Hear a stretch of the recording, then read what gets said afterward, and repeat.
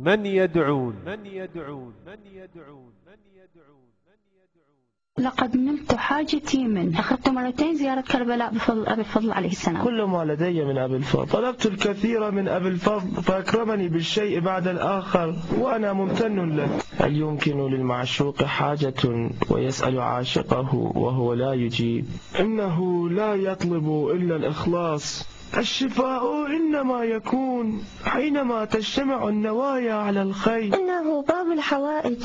كلما واجهت مشكلة قضاها لي الإمام الحسين وأخي أبي الفضل عليه السلام، وأشكر الله 100 مرة. لقد طلبت السلامة من أبي الفضل فحسب. نلت ما كنت أطلب. أن تواجه مشكلة عظيمة ليس لك طريق لحل المشكلة، وتشعر بعدم وجود الأخ أو المساعد لحلها، من تنادي؟ فأطلب من الله أولا ثم من أبي الفضل.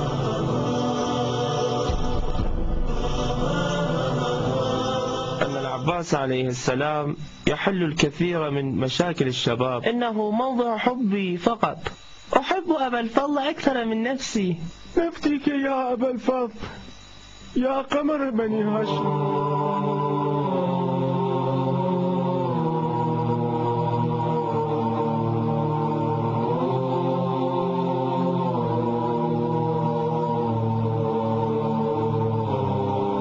لا أعرف أعظم من أبي الفضل. أبو الفضل هو حامي الجميع، لا أكثر من ذلك. نحن غير جديرين بأبي الفضل. أشكر الله تعالى وأنا ممتنة لأبي الفضل.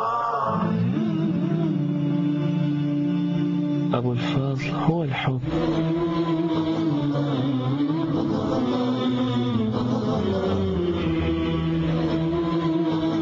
ما نقول في أبي الفضل وأننا عاجزين عن وصفه. نفس هذه الخدمة تساوي العالم وتعتبر فخر كبير لنا وهي تكفينا. إن الذين تدعون من دون الله عباد أمثالكم فادعوهم فليستجيبوا لكم إن كنتم صادقين. اللهم إنا ندعوك دعاء من أتاك لرحمتك راجيا ولكتابك تاليا وعن وطنه نائيا ولنسكه مؤديا، فنسألك اللهم يا ذا الجلال والإكرام أن تعتق رقابنا من النار. اللهم إنا نسألك في هذه الليلة المباركة أن تعتق رقابنا من النار. اللهم إنا نعوذ بك من فتنة النار ومن عذاب النار، ونعوذ بك اللهم من شر الغنى والفقر يا ذا الجلال والإكرام.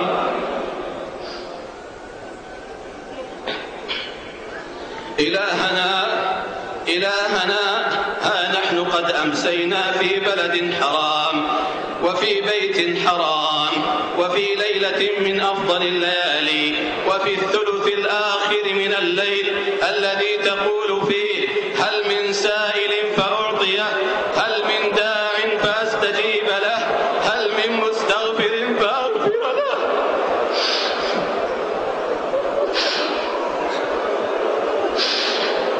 اللهم يا ذا الجلال والإكرام نحن نرفع أكف الضراعات إليك، نحن نرفع أكف الضراعات إليك، ندعوك فاستجب لنا، ونسألك فأعطنا، ونستغفرك فاغفر لنا يا ذا الجلال والإكرام. إلهنا أطعناك فشكرتنا وعصيناك فأمهلتنا، وإن رجعنا إليك قبلتنا. اللهم فاقبل توبتنا وامح حوبتنا واغفر زلتنا يا ذا الجلال والإكرام. إلهنا علمك فينا سابق وقضاؤك بنا محيط وأمرك علينا نافذ. أطعناك بإذنك والمنة لك، وعصيناك بعلمك الحجة لك.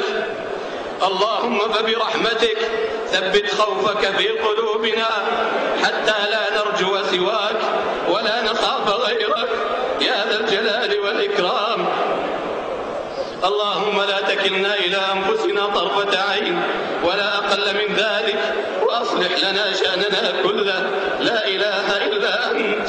اللهم إنك إن تكلنا إلى أنفسنا تكلنا إلى ضيعة وخطيئة وذنب. اللهم إننا لا نثق إلا برحمتك، فاغفر لنا ذنوبنا كلها دقها وجلها يا ذا الجلال والإكرام. اللهم اختم لنا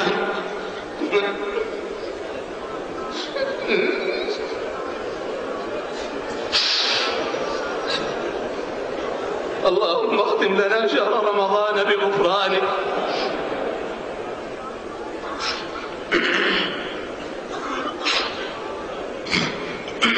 اللهم اختم لنا شهر رمضان بغفرانك، وجد علينا بأوفر الحظوظ من رضوانك، وارزقنا من خشيتك ما تحول به بيننا وبين عصيانك، ولا تقطع عنا ما عودتنا من جميل إحسانك.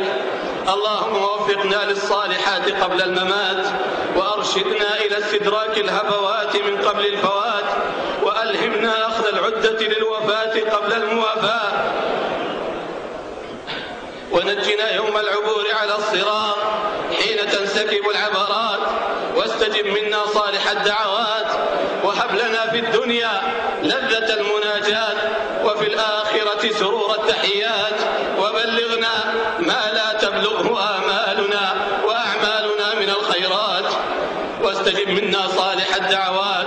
اللهم اجعل معتمدنا عليك، وحوائجنا إليك، ووقوفنا بين يديك، وتضرعنا إليك. اللهم طهر قلوبنا من الأدناس، وأعذنا من شر الجنة والناس، واحفظنا من شر كل بلية أو باس. اللهم أرخص أسعارنا وغزر أمطارنا، وطهر سرائرنا، واقض ديوننا، واجمع على الهدى شؤوننا، وارحم أمواتنا، واسمع أصواتنا، وحسن أخلاقنا. اللهم ما سألناك من خير فأعطنا، وما لم نسألك فابتلئنا، وما قصرت عنه آمالنا وأعمالنا من الخيرات فبلغنا يا